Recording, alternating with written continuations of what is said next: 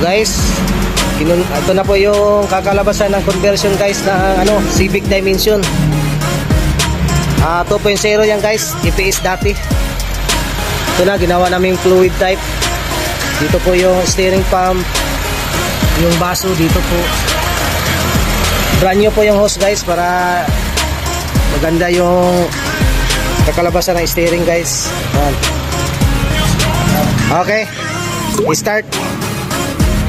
Sige, ikot, manubila kung malambot. Yan, malambot. Sige na boss, oh. Daliri boss, oh. Oh, daliri yan, oh. Ayaw ka na. Yan lang. Okay. I-rotis na po namin yung Civic 2.0 Dimension. Oh, ito na po. I-rotis na po namin guys, oh. Sobrang lambot yan guys, oh. Oh. Ganun mag-rotis guys, pag wala masyadong sasakyan. Kinuha ng customer.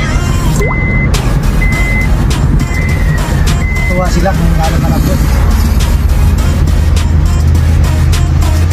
Ginawa pala namin ito guys, matigas yung manubila.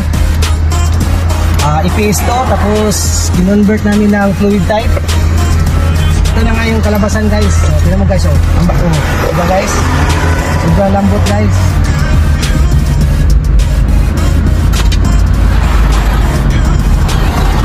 Yan oh.